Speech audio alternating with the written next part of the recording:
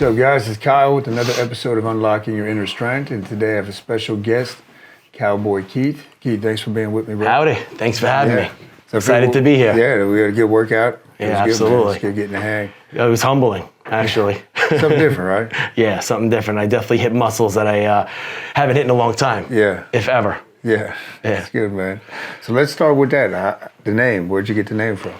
Wow, that's funny. So, how did I get that name?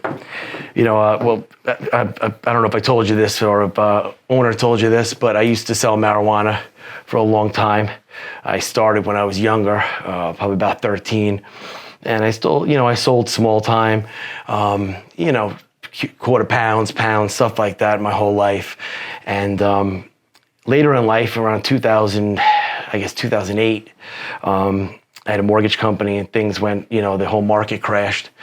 So I decided to get back into the business, and I had met I got introduced to a bunch of guys, biker guys that were older, and I hooked up with this one guy, and kind of the stars aligned. It was the perfect guy at the perfect time, and I started selling weed for them actually, and I was pretty fucking wild, and so they used to call me Cowboy, and I used to, down at Bike Week, I would take my Harley and I'd put it in first gear and I'd put one hand up and start bucking it. So they named me Cowboy Keith. It stuck, and that's been the name ever since. That's cool, man. Yeah. That's cool. I like it. I've always been a little bit of a cowboy, sometimes to a disadvantage, but hey, we all live and learn, right? Yeah, for sure, man.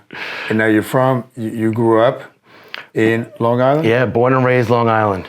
I grew up in Baldwin, New York, and then when I was 13 in '88, I moved out to Port Jefferson Station, Long Island. Now I live in Mount Sinai, which is the next town over. Okay. Yeah. And tell us about the family. Like, you got a couple children you were telling me. Tell us a little bit. Yeah, I have 2 kids. My son just turned 9. My daughter's 10. She's going to turn 11 in July.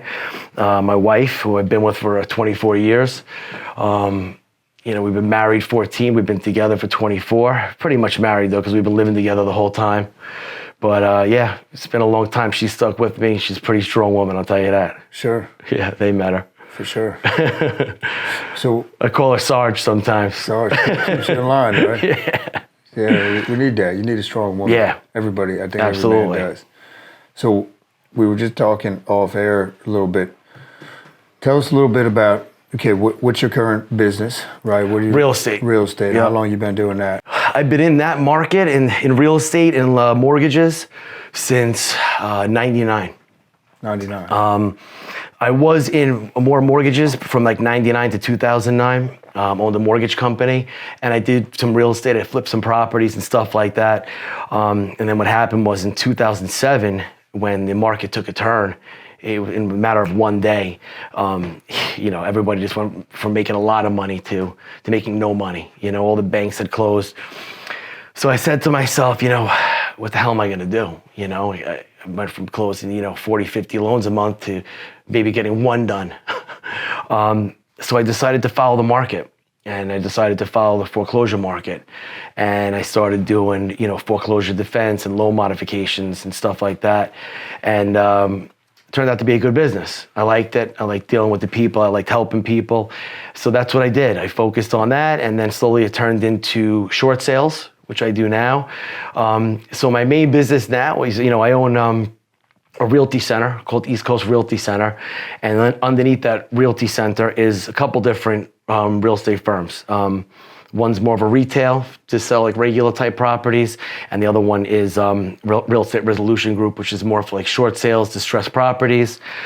So, and then we have a law firm that's in-house with us, Friedman Law. So what we do is this: we'll run ads, run commercials, run marketing on people with distressed properties. And most people in distressed properties, they want to save the property. So that's their main goal. Most guys out there are going after these clients and telling them that they have to sell, and they're looking out for their best interest, We do the opposite. I give the client the true options. I say, listen, what do you want to do? Here's your choices. You're either going to save, you're going to sell, or you're going to postpone. Postpone until your kids finish school, postpone until you can find a place, whatever the case may be. So if they want to save it, we'll go about trying to save it. Even if I think that, I can't save it, I'm still gonna go through the motions to show them that I tried. I'm gonna get on the phone with the bank with them. We're gonna contact the bank. We're gonna try to do a loan modification, a bankruptcy, whatever we have to do to stop the foreclosure. And a lot of times I could save the property. And when I do, that's great. I'm a hero. And we get a ton of referrals from that, But, most of the time, a lot of times, they'll get a modification and then they'll realize that they're going to be, glued to this house forever. They realize that they're going to be paying, $5,000 a month on a house that's worth, $300,000, that they owe $500,000. And a lot of times I'll say, listen, like, you're emotionally attached to this house. So we can do this. We could save this property. You're going to spend $5,000 a month, which the clock starts again now. You have another 30-year mortgage. You're never going to go out to eat. You're never going to go on vacations. You're going to live to be in this house. Is the house mint? Do you love it? And they start thinking about it. And a lot of times they say, you know what? Let's get a fresh start. Sometimes they go for it. They'll still keep the property. And sometimes they'll just say, I'm done. And when they're done, I'll either take a look at the property. I'll either sometimes buy it myself to keep and rent. Sometimes they'll flip it, and other times they'll just wholesale it out to other investors that I have. If I don't really want it, I'll say, listen, I got a property, and I'll let them bid on it, and I'll give it out to investors. That's pretty much my business in a nutshell right there. That's great, man. You got 9 employees, you said? Yeah, I don't really need a lot. Sometimes it's better for me to run lean. Sure. It's hard for me too, because I wind up doing, it's actually by my default, it's just something I have to learn to do better, is I try to do everything. Instead of delegating, I'm too hands-on because I feel like somebody's going to mess it up or I could do it better. So I always feel like I need to talk to the client, especially in situations like this. I want to make sure they're being handled the right way. I want to make sure that, we're looking out for their best interest if they want to save the property. But right now I'm going to, so I keep that end of it small. It works well, but we're going to grow the retail side. And that's where we're going to branch out and start doing different states. We'll probably do New Jersey, New York, Florida, and we'll do more of like a regular real estate company that sells luxury properties, retail properties, regular stuff like that. You'll have to bring on more staff for that? Yeah. Yeah.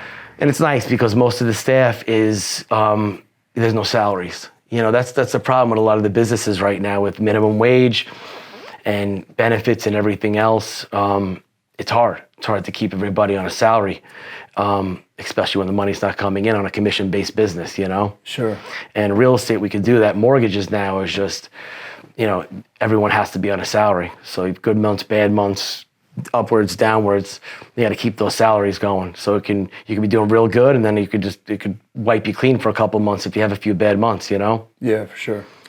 So that's it. I'm just doing that, and now focusing on the coaching, just trying to focus on helping others, on their journey of getting sober and getting in shape and kind of getting their life back, and that's something that I feel like I need to do to keep myself on that path, sober and in the right mind, and on that positive path, What made you want to get into that? Well, I guess, it starts back, when I was 13 is when I started drinking and, doing drugs. My father left when I was 13, and I kind of just, became the man of the house for my mother and my sister, and kind of just did what I wanted to do. I became a man real quick, and that's when I started, selling weed. And I started selling weed, and I dropped out of high school to get a job because back then, my father wasn't paying child support. And back then, it wasn't like it is now. You could not pay child support, and it was what it was. And, your mother could chase that guy, and it didn't matter. You go to court now, forget about it. They'll put you in jail. But, it got to the point we had just moved into a new house in Port Jeff Station there, beautiful house. And now we couldn't afford the mortgage, and my mother was like, we're going to have to move to an apartment. And I was like, I always lived in a house, and I was into BMX. I had my bikes, and I had my dirt bikes and everything else. I'm like, where the hell am I going to keep my shit without a garage? I'm like, hell no, this isn't happening. So I dropped out of school, and I started selling weed, but I also worked too. I always made sure I had a regular job because I always felt like a loser if I didn't. And I did a lot of different things. I did auto body when I was younger. I did plumbing for a few years, you name it. and then I sold rare coins. That got me into some trouble. So you know, to not to fast forward. So I started on that path at 13. At 13, I snorted my first line of cocaine. You know, by 14, 15, I'd stolen a few cars already. I'd smoked crack. You know, I was a good kid as far as a respectful kid. I didn't hurt other people. I wasn't a violent guy, but I was wild, you know, and I liked to experiment. And I don't know, maybe I was just rebelling because I was maybe upset my father left. I didn't see that when I was younger because I was like, no, it's not like that. I'm just having fun, you know? So, so I grew up that way, you know, and I was successful because I was very driven to be successful and make money and support my family and move forward. But, you know, I did drugs all along the way too, and drank, and I was always self-sabotaging. You know, I would do really well and start to make a lot of money, and then I would just nosedive, you know, and then I would start doing well and start to make a lot of money, and then I'd start partying, and it couldn't be up and down for years. And I just got to the point that I said, you know what, enough's enough, you know. Well, you know, one day we had Wes Watson coming into the office. Frank did, and so he was coming in to do a motivational, you know, speaking thing. So on that day, believe it or not, I was supposed to come in, but the night before, I'd gone nuts. You know, I had closed the deal.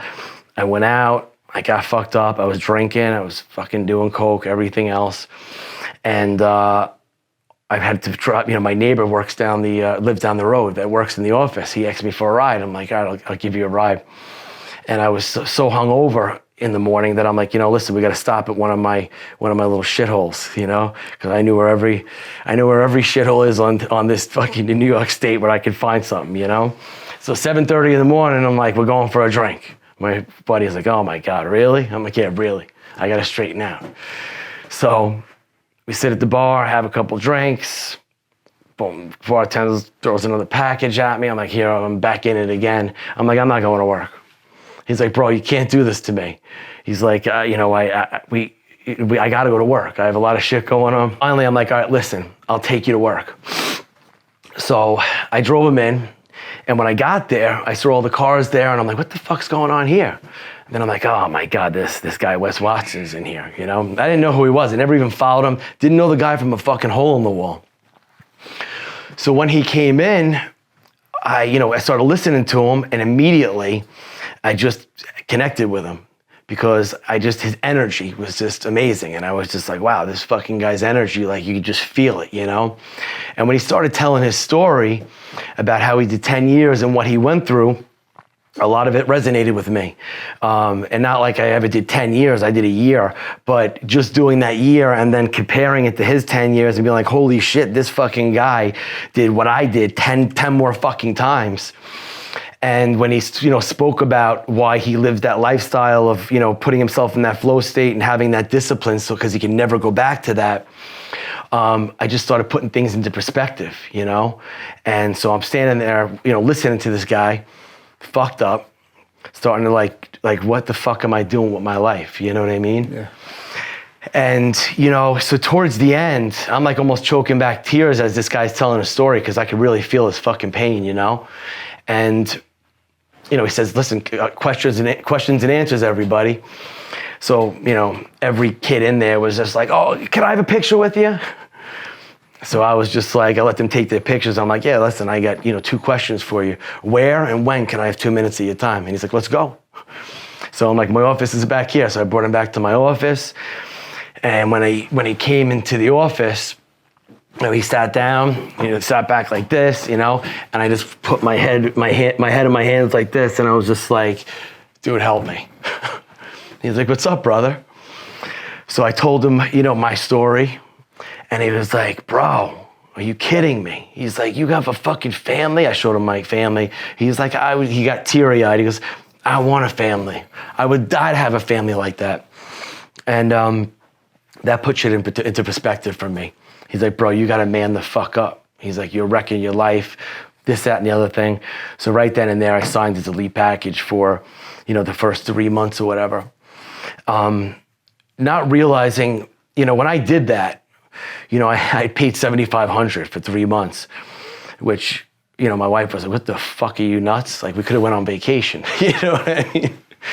But I'm like, I knew that also, like, I had to spend that. It had to be like something that, like, I couldn't fuck up on now. That, maybe if I would have spent $1,000, I'm like, it was like, all right, no, I'm making a commitment here. I'm wasting $7,500 that I could have put towards my family. I'm gonna at least give it the 90 days. You know what I mean? And that's how my journey started. So in the beginning, Wes was like, hey, listen, I want you to start posting on social media. I didn't realize that he was also going to, set me up to start coaching others and helping others.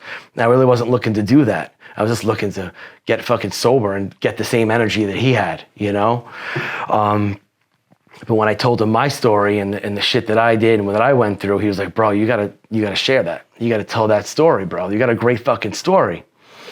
And now I realize, now that I've turned things around and that I'm sober, by sharing and doing that is another way of keeping me sober. By sharing and giving back. It's kind of like AA, And, a lot of people get mad because they're like, oh, if you don't do AA, you're not sober. You can't do it. You maybe stop it. And listen, and I get it, and there's nothing wrong with AA, and it's helped a lot of people, and the system is proven to work. But I tried it, and it just didn't work for me because it was just depressing to me. I didn't want to have to go to somewhere every single day and sit with a bunch of people and just feel that it was just not what I wanted. And I found this way of focusing on fitness and focusing on mindset and focusing on meditation and helping others through social media was my way for me. So, that's how I got started in this journey. That's awesome, man. Yeah. It's a great story, man.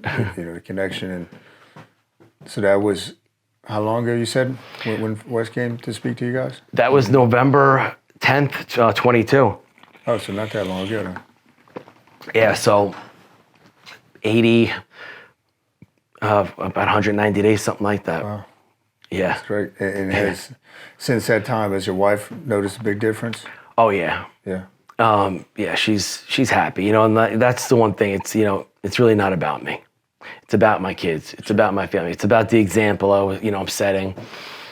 And I wasn't setting the best example, then I look back now, I wasn't. I was always drinking around my kids, I was, I smoked pot constantly. They're going to realize when they get older that those weren't cigars. They're going to smell that shit that they smelled the whole time, shit like that. But now it's different. I'm present and I'm in the moment. And you could see that. You could see the difference when you're present in the moment. Right. It was amazing. When I first really started to get sober, a few months into it, I could just tell that my kids were just more responsive to me and they were smiling more. And I would catch them looking at me like, Daddy, I love you. And now they're focusing on the positive shit. My son wants to come to the gym with me. He's like, Dad, I'm eating steak. He's flexing. He wants to be positive. He's writing positive quotes that he wants me to put out for the day.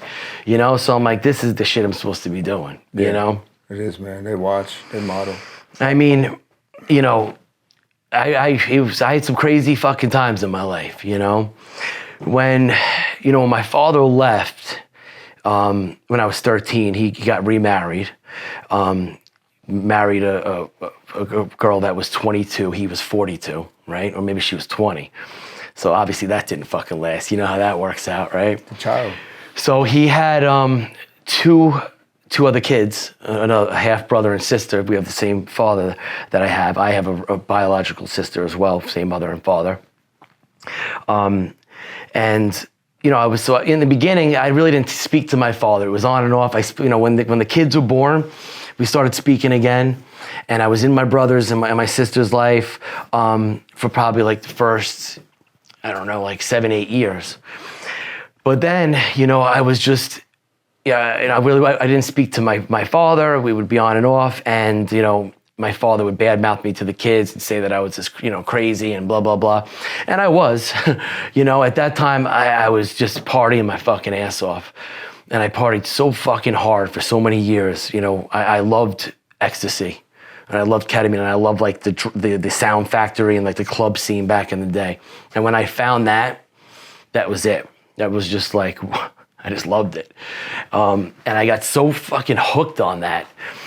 And I partied for so many years and just put so much shit off that like I just forgot about people. The time went like that. And so, you know, down that journey, years later, I guess I was probably about 35, 36. And my younger brother, because he was 17 years older than that, my younger sister, their mother contacted me. And she's like, Keith, Tracy. I said, hey, what's going on, Tracy? She's like, listen, your brother and your sister have been trying to find you. They want to contact you, but they can't find you on social media. Like, well, they ain't gonna find me there, you know, because I'm not nowhere on that. You know, little did she know I was fucking selling thousands of pounds of fucking weed every month, you know? So she's like, well, would you be okay with hooking up with them again? And I'm like, yeah, of course. So she linked us back up. And, you know, I met with them and they were so happy. And now it blew my mind because my brother was now growing up. The last time I remembered him, he was 10. And now it was like, holy shit, he looked just like me. So, you know, we started to build that relationship. And, you know, he cried to me and he's like, oh, there are so many nights that I cried. I wanted to find you. And I was just like, holy shit, like I wasted all this fucking time. I'm like, I've always wished I had like a little brother and I had one the whole time and I missed out on all this. So, oh man, sorry.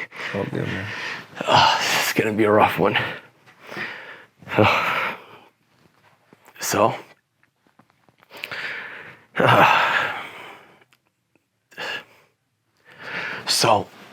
we linked back up. And, you know, we got, for like a month, you know, he was back in my life. And, you know, then he had gone to a party one night because he was a little bit out of control. He was rebelling too. My father left now and lived in South Carolina. Now he was living by himself with his mother and his sister, you know, like the little man of the house. And he went to a party and he left that party. And someone from that party wound up hitting him when he was walking home. And he wound up dying. So that was rough. So that really, you know, sent me on a downward spiral. And coincidentally, at that time, I was selling a lot of weed, like I said. And I had somebody that I had dealt with had screwed me up. You know, somebody that set me up with someone else had screwed me for like 50 grand. So my other friend, who was a mutual friend, was like, hey, listen, this ain't gonna happen like that with Keith. He's like one of us and this isn't gonna happen. So I never sold any other drugs. I did them, but I always made a promise to myself that I would always sell marijuana. I would never sell coke. I would never do anything that would really like to ruin lives and anything that would get me 20 years. You know, I said, listen, if this ever goes down, I can handle it. If you want to play, you got to pay. So at this particular time, the kid was going down to China, meeting with a chemist and making his own Molly down there, which was the sickest fucking Molly ever. What is Molly? Molly is like the pure form of MDMA. Okay. It's like a meth form of it, right? So what happened was he's like, oh, listen, I got a bunch of these kilos. Can you get rid of these for me? I'll give you 2. I didn't want to take them, but I also wanted to grab that 50 grand, so I had it now, you know? So I did. 2 days later, Homeland Security picks that fucking guy up. He's gone. Now I'm sitting on these 2 kilos or whatever, right? Fucking couple days later, my brother dies. So then I fucking, you know, Molly, you could snort it, you could ingest it. So I dipped my finger in that Molly and I just fucking started tripping. And I just never stopped dipping my finger until it was gone. I ate that whole fucking kilo. I gave the other one away and I ate the whole fucking kilo. Fucking nonstop for it probably took me about, 5 months. And I mean, Jesus fucking, at the end of that, I had fucking nothing left. It was, it was amazing though. While I was on it, like, let me tell you something, like I had it down. I had it down to where I was like fasting. I would fucking wake up in the morning, if I was just laying down resting and really not sleeping, I would go down and dip my finger, could do that, do a bump of K, slam a bottle of wine, a little bit of peanut butter, maybe like a little piece of banana. That was it for the day. I'm on my way. And I'm fucking going about my business. I'm selling deals. I'm charismatic. I'm fucking hanging out. I'm still tuning myself up along the way, though. It's like I'm going this far, a dip of the Molly, a couple of cocktails at this bar, and then to this destination. Then I did that for a long fucking time until it got to the point that I couldn't do it anymore. And it just got to the point that I just had no serotonin left and I had no happiness. And I was just a fucking broken man, you know? And then I started getting sloppy and started making mistakes, hanging out with the wrong people in the wrong areas. And that's when it all went down, you know? They started investigating me for a long time. I didn't know it. They were investigating me for over 5 years, 5 different investigations. They couldn't get me. And then finally, I believe it was the kid that I got the kilos from. Somebody worked with somebody, you know, a task force with the FBI and the state police, and that's what all came to a head. You know, they started putting tracking devices on my cars and cameras everywhere. And so what I didn't know was that the day that I went to, we had a warehouse, and it was right around the corner from my office. So I was, doing my real estate in my 3-piece suit during the day, and then I'd just shoot over there when the truck came and unload the truck. They broke into the warehouse, the cops, and they put cameras in there. So when I'm in there on the last day and I'm unloading the fucking trucks and I'm telling my wife, I'm gonna come home, we'll have a nice steak dinner tonight, they got me all on camera. So, all of a sudden I hear the fucking front of the front door smash.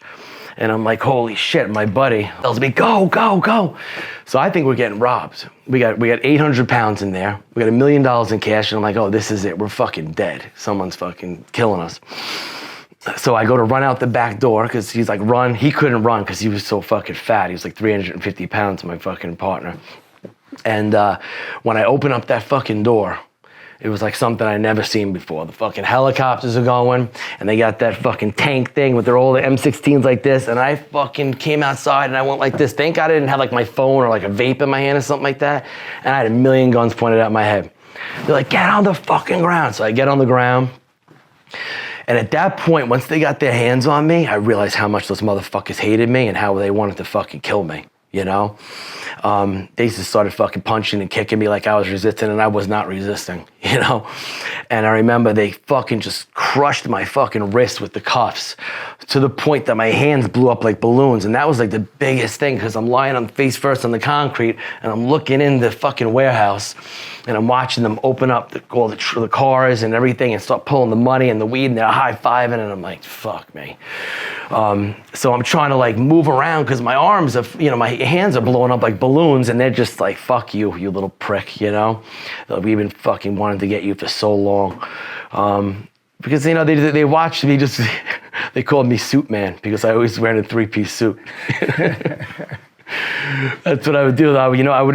I had a blue M5 that I'm always an M5 guy that I was driving around. That was probably stupid. But when I was doing that and transporting, I had a 1986 Mitsubishi Montero, right? And I used to drive that around always in a suit. And that truck used to be packed with like 200-300 pounds worth of weed. Sometimes my friends were like, oh, are you fucking kidding me? Like from the floor to the ceiling, right to the back of my head there, right? They're like, you're not scared? I'm like, no, I'm not scared. Because if they pull me over, it means they already have me. I'm already caught. If I'm, you know how many times going through there with my suit and tie on, there'd be like roadblocks, when it starts getting nice out and cops would be pushing me through with 200 pounds in. Like, look at this broke fucking salesman right here in his 3-piece suit and his fucking Montero. So that's the shit that went down that day, right? What year was that? That was 2015. It was October, when the fuck was it? I think October 20th. And the exact time on the police report was 4:20. Wow. I don't know if they fucking did that on purpose. So and you had the kids already at that point. Oh yeah. So my kids were very young at that point. They were like 2 and 4. So, what happened was I got locked up, and when they brought me back to the station or whatever, then I started seeing all my co-conspirators, and I'm like, oh, fuck, man, they got all of us, huh?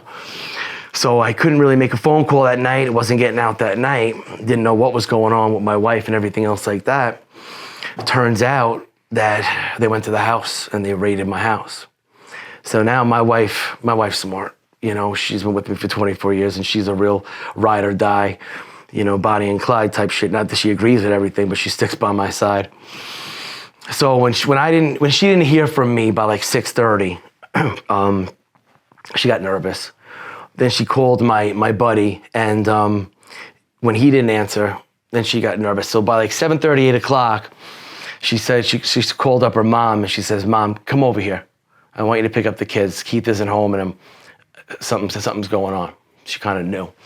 So when my mother-in-law got there, that's when the cops were coming to raid the house. She's like, no, Keith's here. All his friends are here. They're out on the front lawn. She's like, Mom, it's not Keith. The house is getting raided right now. Stay in the car.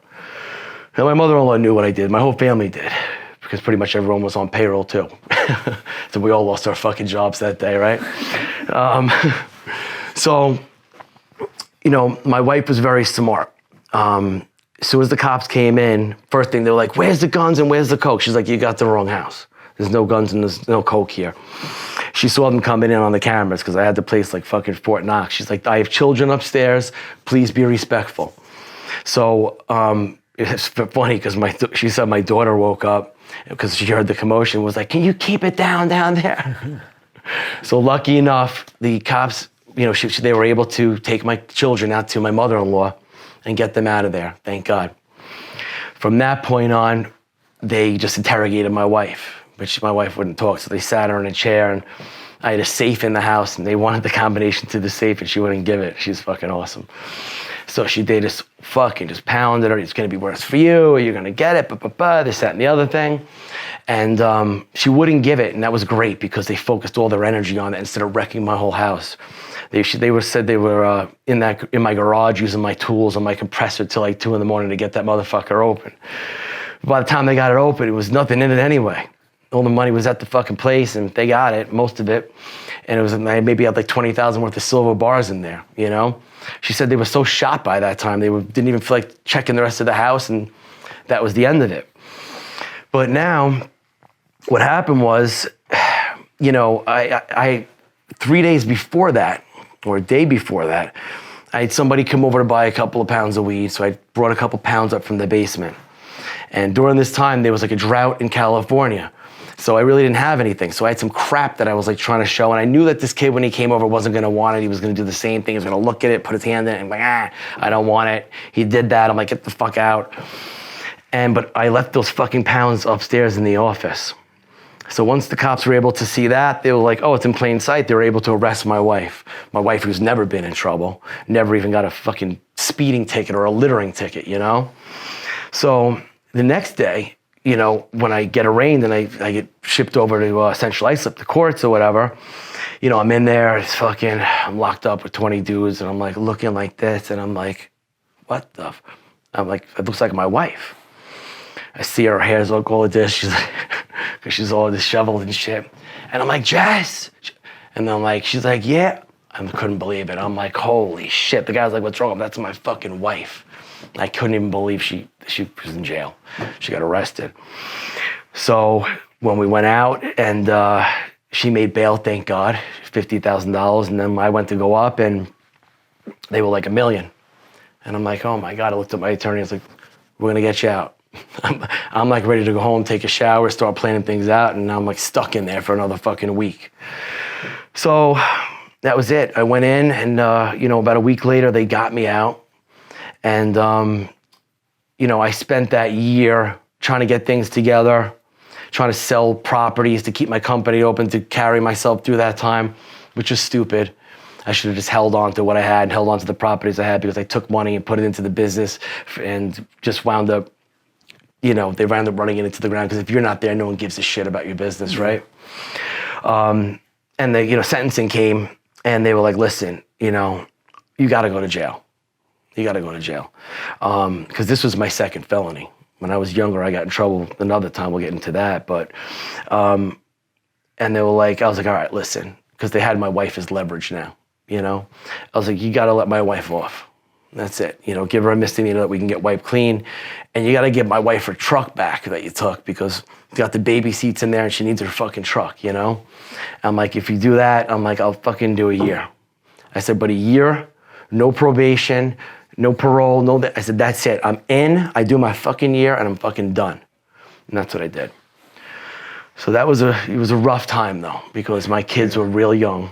My wife was, you know, had to take care of those 2 kids and I lost a lot of money and she was really starving. It was a rough time.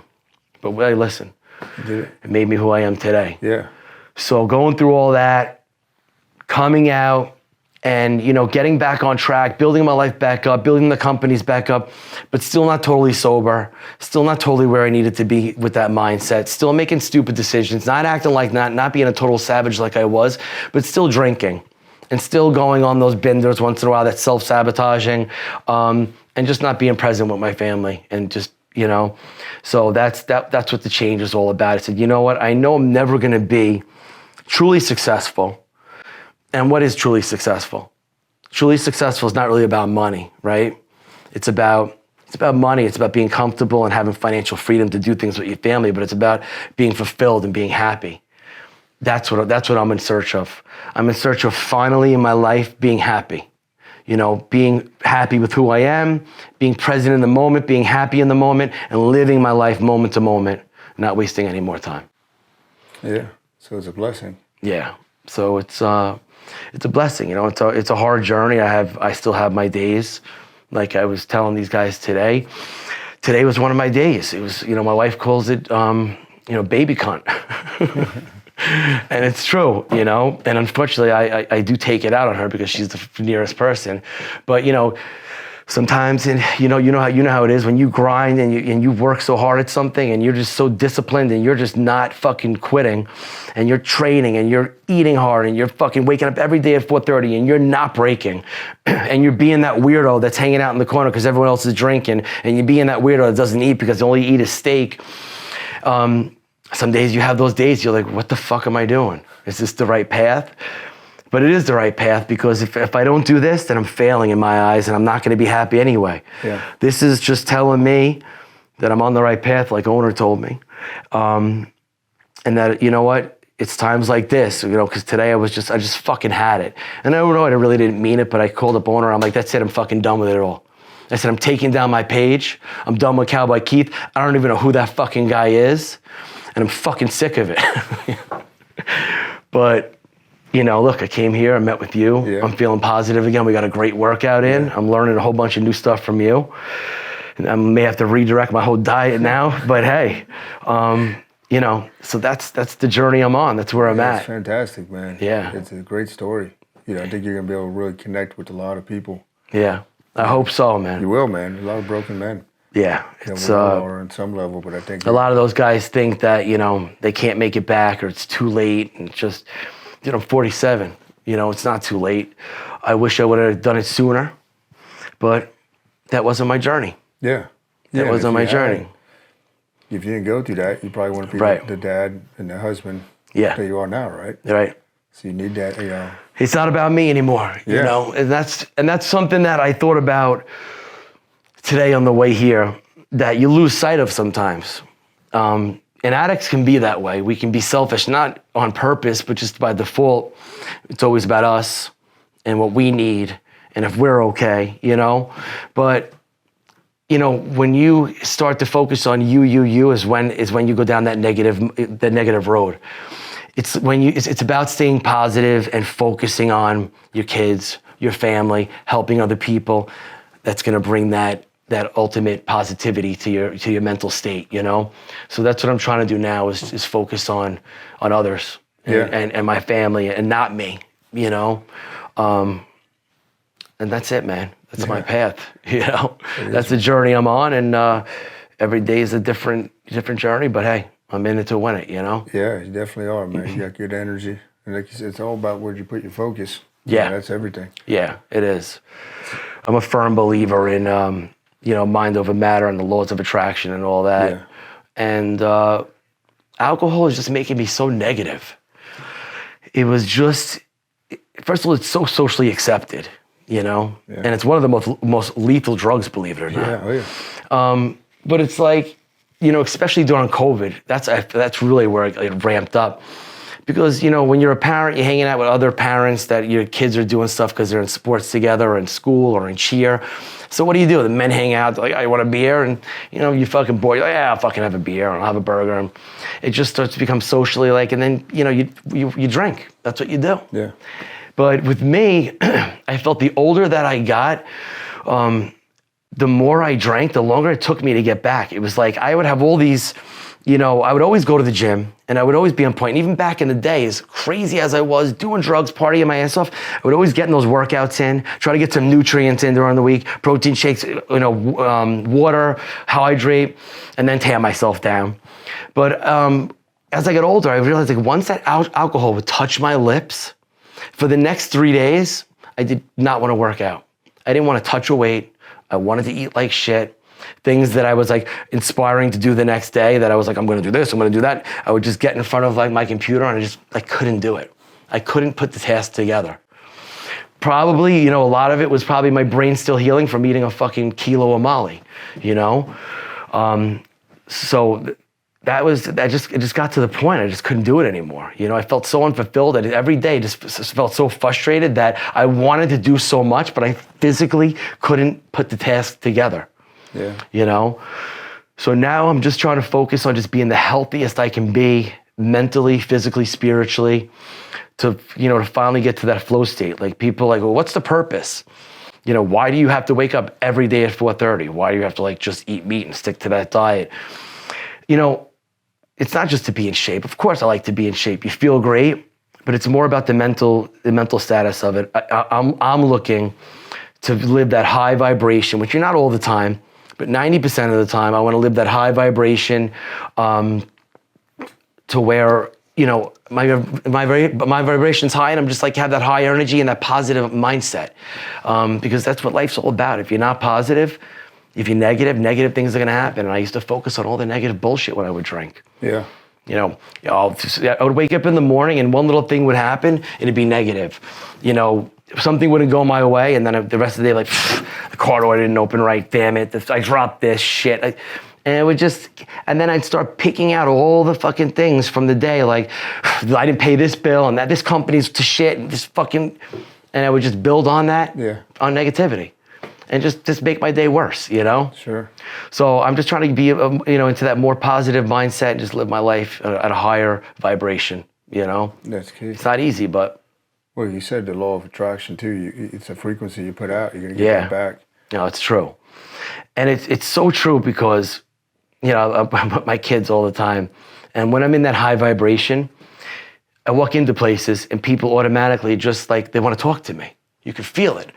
Like I bought an air conditioning unit for one of my properties off somebody off eBay the other day. And when I met the kid, you know, I had a high vibration and I was talking a little bit about what I do. And then, you know, he was a nice kid. He was, I don't know, 20 something years old. And I sold him the air conditioner. I could see that he wanted to like, I don't know, like, I want to still talk to you, like, you know? He's like, I don't know why. He's like, but like, I just want to like, what's your Instagram? Like, I want to follow you. I'm like, but you know, you notice when you're in that high vibration like that, I'll walk into like a 7-Eleven and I'm just like, people just smile at me and like, you know, you just give that smile back and it's just different. It is the law of attraction. It goes a long fucking way. Yeah, it does. You know? It does. You know, it's interesting too. Alcohol, the word, you know what it means? No. It's body eating spirit. Alcohol. Really? Yeah. Wow. So ain't that the truth? Yeah. So that makes you think about it differently too, right? Yeah. I mean, it's poison. It is, yeah. There's nothing good about it. No, there isn't. There's nothing good about it. You know, my mother was a nurse. My father was a retired cop. He got hurt in the job. My mother was a nurse, and my father actually became a nurse with my mother, right? So I was around health a lot and stuff like that. But my parents always used to tell me about alcohol. They're like, you know, out of all the drug addicts that come in, the alcoholics are the worst. It's a slow, miserable, you know, death. Yeah. And they come in, you know, just in bad shape. They're like, their stomachs blow up. They get skinny. Their eyes are yellow, and they slowly just poison themselves to death. Yeah, it's nuts, man. And I thank God that my liver's all right. I mean, forget about it. I used to drink a fucking bottle of vodka a day when I was doing that Molly shit too. I mean, I don't know how the fuck I did it. It's amazing. And I was shooting fucking juice too the whole time just to fucking stay, keep some size on and look good. Yeah. Fucking, oh man, thank God I'm here, but hey. Yeah, you did it, man.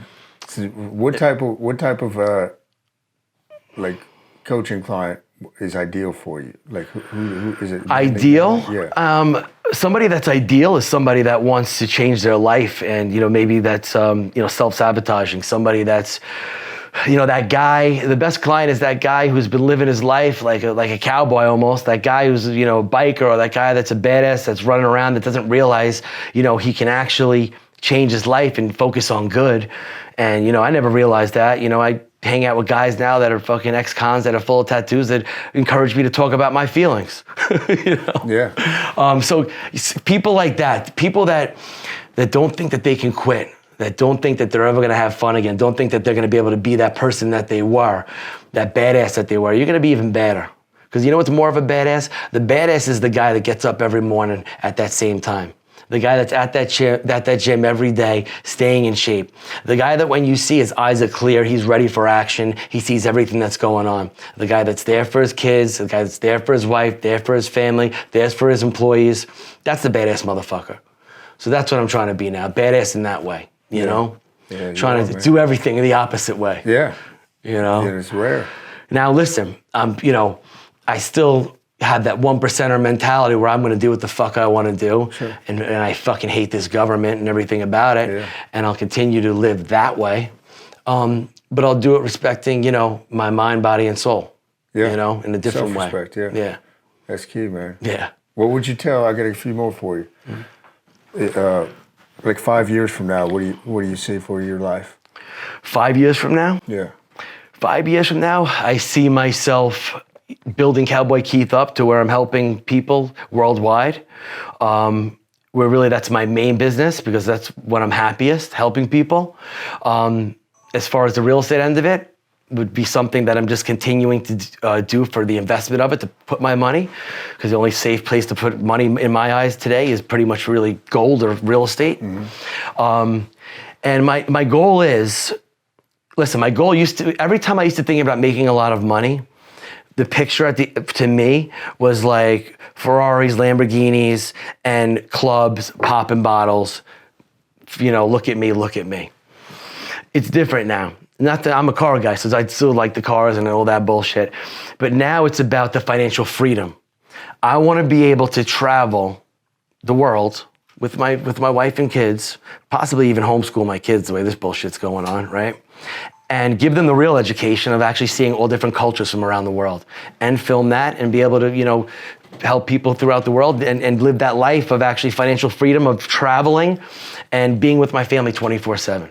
That's my goal. That's great. So that's really the end game, is to spend more time with the family in a positive way. Fantastic. And what would you tell yourself? So you're 47 now, you said? Yeah. What would you tell your 30-year-old self if you go back and give him advice? Jesus Christ. Oh, man. Spend more time with family. Don't miss out on those moments. That's it. Be more present in the moment. I maybe wouldn't have changed some of the things that I did because I had to do what I had to do, but I definitely wouldn't have missed out on more special time, let's say with my brother and stuff like that, because you don't know how short, time can be, how life can be, Definitely, man. I'll tell you another quick story, and then I don't know how much time we have, but this one's pretty amazing, right? So when my brother passed away, during that time, my son was born when he passed away. No, I'm sorry, yeah, when my wife was pregnant right before my brother passed away. So during that time, I had gone to a partner's house. He had a psychic over, right? And they're like, Keith, you have to come over here. You have to come over here. There's a psychic. And so I go over there, and there's a bunch of people like waiting to go downstairs. And the lady's like, oh, he's here. Bring him down right now. I can tell, like, his brother, he's here. I'm like, wow. So I go downstairs, and she's like, Keith, your brother's here. And I'm like, oh my God, I start bawling. I'm like, are you kidding me? She starts telling me things that really no one would know. She was like, wow. She was like, first your brother, and this, now I'm like, I'm crazy. I'm eating the fucking Molly. I'm out of my fucking mind. So she's like, your brother, he knew you were crazy, but he's up there going, whoa. I'm like, yeah, it's pretty crazy. So she starts talking to me about my brother. My brother was real funny, very outgoing. He's the type of guy that, if he was probably up having coffee with God already. You know what I mean? He would always like go around just like me and, make friends with people, a little old man, this one, that one. So she's like, your brother is like persistent. She's like, it takes people usually a certain amount of years to master like light, like, flickering lights and doing stuff like that. She's like, he's already there, which makes a lot of sense every time. We'll get back to that. So she's like, he's already there. She's like, as a matter of fact, she's like, your brother's like ready. He wants to come back to the other side, right? Through another life or whatever. So she's like, she's like, your brother's gonna do that. She's like, your brother's like trying to do that right now. So now fast forward a little bit, the day of my brother's first birthday when he had passed away, we had a party down at the cemetery there. This psychic told me, she's like, your brother is gonna come back in your son. I'm like, wow, I'm like, that's crazy, right? So we had a party down at the cemetery that day for his birthday. It was his first birthday that he wasn't with us, and my wife was pregnant. During that time, my wife's like, I don't feel right. I'm like, holy shit. She's like, yeah, let's go to the hospital. We go to the hospital. She's in labor on my brother's birthday, May 10th. She had the baby at 11, Jace, my son, at like 11:50, right before 12 o'clock on the same day as my brother. Wow. Fucking amazing. Now, if I'll show you a picture of him, if you looked at my brother, me and my brother and my son, pictures of us, we were all three, were identical. It's nuts. It looks like there's a picture. I actually posted a picture of my brother on my Instagram for his birthday on May 10th, which was my son's birthday too. People thought it was my son. Wow. Yeah, it was pretty nuts. That's wild, man. Yeah, pretty fucking wild. So he even made the psychic get my stepmother on the phone, right? Because my brother wanted to talk to her about a book that she used to read to him, and it was the book about a mother holding a child, and then towards the end of the book, it was the other way around, and the child was holding the mother. And she had wrote like a message to him in the back of that book, and he had mentioned that. The psychic was like, and your son wants to talk about the note that we left in the back of the book. Okay. And that was, for me, I was like, wow, this shit's all right. Yeah. Fucking A. That's yeah. wild, man. Yeah, it's pretty amazing. Pretty amazing. It is, man. I love stuff like that. That's great. So what's the best way, because obviously you got a fascinating story, and I'm sure we could keep going for hours, so we'll definitely have to do a couple more parts. What's the best way, though, to people to follow you and your story? Like, where do you want them to come? Instagram. What's the handle? KOWBOY KEITH. KOWBOY KEITH. KOWBOY_KEITH. It's Cowboy with a K. KOWBOY with a K. Yeah. Definitely. Yeah. So I'll get that in the show notes, man. Appreciate it. I appreciate you having me, man. Yeah, this was great. Yeah, I appreciate that workout. Yeah, that was amazing. Yeah, we got to do that again. Yeah, Come absolutely. On, yeah. Well, I got a lot to learn from you about this fasting and everything else. So it's interesting. Yeah, I'm trying to wrap my head around this still. I'm like figuring out how I'm going to do this, like not counting calories and protein anymore. Man, I don't know. You'll be free. But hey, look, You'll be free. Yeah. Right. I'm ready to try it. Yeah. The other day I was watching you, so I was like, you know what? I woke up on a Monday, and I didn't throw out any steaks because I only eat grass-fed beef and stuff like that. Sure. I'm on an animal-based diet, you know? Not totally carnivore because I do have some fruits and a little bit of vegetables, stuff like that, but just animal-based, mostly steak. And I didn't have any steaks unfrozen for that day, so I'm like, you know what? Fuck it. I'll just go with a fast, you know? But I didn't realize that I planned it on my son's birthday, which was Wednesday, you know? So it was like right in the middle, like 40-something hours, and he's like, Dad, you couldn't have planned this on a different day. I'm like, all right, I'll break the fast. We're at Yankee Stadium. Yeah. I had a sick piece of bacon to break that fast too. Nice. And I broke that fast. But I said, you know what? So I made it 42 hours. Great, dude. And you know what? I'll be honest with you. I was very surprised. Like going to sleep, I wasn't like I didn't have hunger pangs. Like I went right to sleep. I was tired, slept well, woke up fine, never got to the point where I was like, oh man, I need to eat. I wanted to eat more out of boredom. And more out of just used to eating. Like, what do I do with myself? Like, and I guess really the best thing to do is kind of just grind, right? Get shit done, keep positive. Stay and like, focused on the other stuff, man. You know what? I did get a lot done though. Because you don't realize how much time you take out for eating. It's huge, man. That's one of the So like I glued myself at my desk that day, which I hadn't done in a while. I'm usually here, I'm there, and then I go to eat. I got so much done. Because I just got in the fucking zone, you know what I mean? So many benefits to it, man. But so let me ask you a question. So how, with that type of diet, if you wanted to put on size, what would you do? Anything different? Would you add more calories like at your feast? You got to build your appetite, I tell people, right? But the first thing I tell people put on size, because I get this question all the time, is most people aren't training hard enough to put on size, right? They always want to focus on nutrition first. I'm like, well, what does your training look like, right? Do you train hard enough to put on size? Because that's the stimulus. And if that's not there, forget it. But if they are training hard enough to put on size, usually that's going to drive the appetite. Right. So I say you feast. And a lot of times you're going to feel like in the feast you overdo it. You can't overdo it. You might feel stuffed that night, but you're flat and you're good again the next day. And if you just keep, the internal biochemical hormonal environment, the food that's going into that, right? If we can optimize that over time, that's what I've seen. You can put it, because I get it all the time. How do I put on size? I said fast, beast, and feast. You got to have the beast part, and the fasting, again, more insulin sensitive. You need the carbs to grow the muscle too? Yeah, definitely beneficial. So the protein sparing macronutrients, right? Like you want that stuff. It's going to help, right? It's going to help with performance for most people. Some people can do a carnivore, type of diet and do fine on it. Right. I find with the salts, like when I give you the book, the salts are huge. Like you got to put the sea salt and the potassium salt. That's really a huge part for performance and helping make us more insulin sensitive. But yeah, if you're getting in plenty of good carbs, stuff that came from the earth. Right. Again, sweet potatoes, stuff like that, fruit. Yeah, all that stuff. Honey. Rice, You do that stuff. And the longer you do this over time, you start to really crave that stuff too. Oh, yeah. Like the craving for I still do my cheat meal on Sunday nights, but the craving for that type of stuff, like I used to live for my cheat day, man, when I was bodybuilding. Right. All day, I'd look forward to it. What would a cheat day look like for you? Back in the day. So we're going to shoot some footage coming up of a full cheat day because I'm getting my body back to that state. Dude, I'm not even joking. 20 to 25,000 calories I've taken.